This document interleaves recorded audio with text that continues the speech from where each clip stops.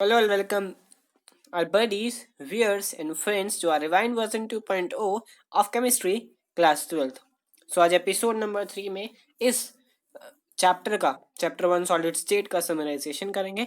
Last 5 terms जो हमें पढ़नी है इस चैप्टर में वो आज कवर करके इस चैप्टर को हम एंड कर देंगे.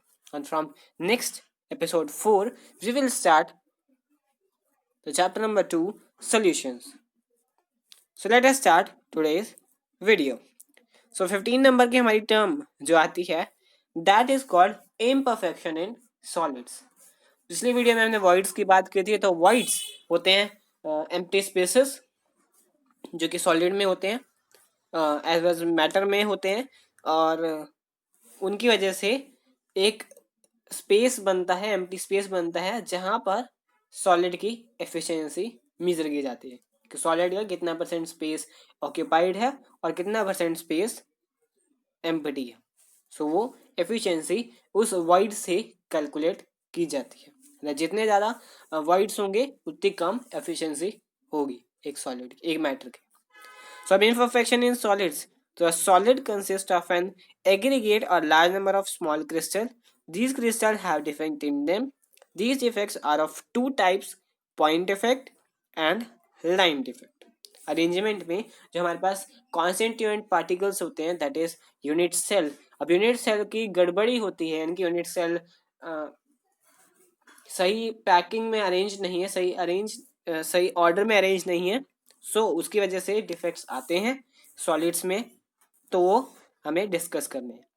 Number 1 is line defect and number 2 is point defect. So line defect are the irregularities from ideal arrangement in entire rows of lattice points.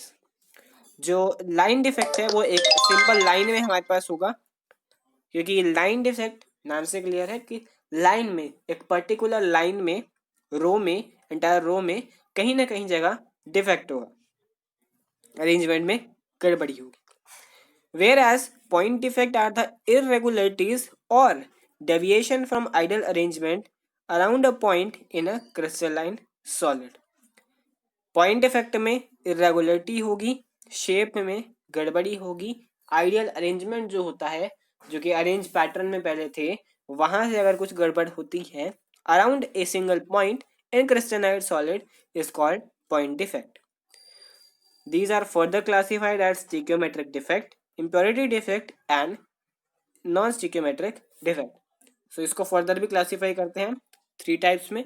स्टिक्योमेट्रिक defect में पॉइंट डिफेक्ट जो कि डिस्टर्ब ना करे stoichiometry of the solid, stoichiometry of the solid को defect ना करे are called stoichiometric defect.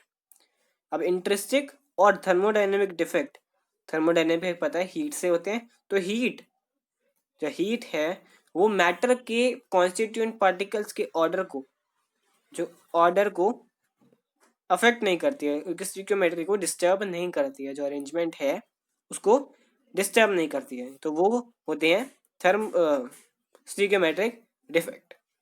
Non-stoichiometric defect, those imperfection in crystal will lead to the change in composition of solid are called non-stoichiometric defect.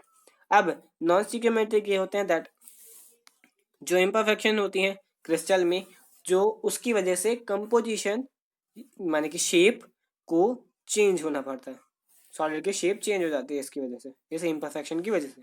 इसको बोलते हैं non stoichiometric defect. Third one is impurity defect. Arise when foreign atoms are present in the lattice site or in the interstitial site. जो ये वाली जो defect है ये arise होता है व्हेन फॉरेन एटम्स, कोई फॉरेन एटम प्रेजेंट होता है एक लैटिस पे और द इंटेस्टिनियस साइड पर प्रेजेंट होता है. एग्जाम्पल है इसका सॉलिड सॉल्यूशन ऑफ CdCl2 और AgCl2. 17 हमारा आता है ये और डिफेक्ट है हमारे पास. Schottky defect, Frenkel defect and metal excess defect. Schottky defect में हमारे पास आता है स्टिक्योमेट्रिक और vacancy defect arise due to the missing of equal of cation and anion from a lattice is shown by crystal having cation और anion of comparable size. अब यहाँ stoichiometry of vacancy जो एम्प्टी स्पेस है वो किस लिए arise होता है? ये इसलिए अराइज होता है क्योंकि इसमें से इक्वल नंबर ऑफ कैटायन और एनायन मिसिंग हो जाते हैं। Example CaCl, NaCl, AgBr। और भी एग्जाम्पल आते हैं इसके। It decreases density of a substance की डेंसिटी को डिक्रीज करता है। Frenkel defect. अब फ्रेंकल डिफेक्ट में स्टिक्योमेट्रिक और इंस्टेंटेशियल defect arises when smaller ion, usually cation, is dislocated from the normal side to the interstitial side. It result increase in the conductivity, but density of the crystal remains same. स्टिक्योमेट्री और interstitial defect में ये आता है जब एक smaller ion cation ही होगा, वो अपनी जगह से डिसलोकेट हो जाता है नॉर्मल साइड से एक इंटरस्टिशियल साइड पर चला जाता है।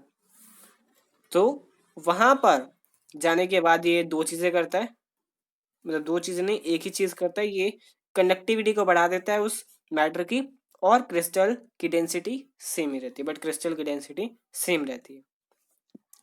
और full and final point that is metal excess defect. अब ये एनायनिक वैकेंसी होती है on heating of crystals of NaCl in the presence of Na vapor. Some anions leave lattice sites which have occupied by electrons called F centers, giving color to crystal. These defects can be generated due to the presence of extra cation at interstitial site. Example, on heating white ZnO3, it turns yellow as it loses oxygen and Zn2 plus ions. So metal excess defect में किसी भी अगर हम metal के crystals को अगर heat करते हैं, Na वेपर्स, यहाँ पे NaCl का एग्जांपल माना है पे, तो Na वेपर में अगर हम इसको हीट करते हैं तो सम एनायंस, जो एनायंस है पॉजिटिव, जो एनायंस हैं वो लीव कर जाएंगे साइड को, लेटेस्ट साइड को, और उनकी जगह जो इलेक्ट्रॉन्स हैं वो ऑक्यूपाई कर लेंगे उस स्पेस को, उसको हम कहेंगे एफ सेंटर, और वो क्रिस्टल्स को कलर भी देंगे। अब ये जो डिफेक्ट हैं ये जनरेट हो सकते हैं due to the presence of extra cation at interstitial site. जो कैटायंस हैं, so that is the metal excess defect, क्योंकि एक्स्ट्रा कैटायन इंटरस्टिशियल साइड पर प्रेजेंस होंगे। अब यहाँ पर heating of ZnO, white ZnO जो है वो येलो कलर में आ जाएगा, क्योंकि कलर चेंज का पहली बात हुई है। ऑक्सीजन को लूज करेगा और Zn2 प्लस आयन को भी वो लूज करेगा। सो that is the summary of this chapter.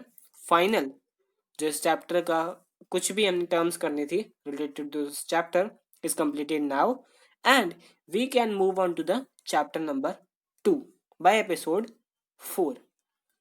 Episode number 4 से अब हम चैप्टर नंबर 2 सॉल्यूशंस को कवर करेंगे। आई थिंक वो 1 या 2 वीडियोस में कवर हो जाएगा, तो definitely that will be a easy chapter. कुछ डिडक्शन उसमें से भी हुई है, तो उस डिडक्शन को हटाते हुए हम उस चैप्टर को कवर कर लें। So I hope you all will understand the terms covered in this video, the 19 terms जो 3 वीडियोस में कवर हुई है। सो सब कुछ समझ में आना चाहिए।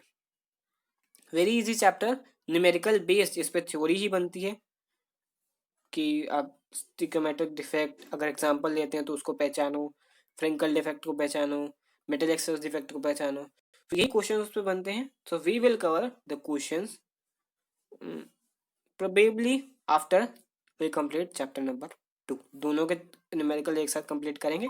सो stay tuned till next video. Thank you so much.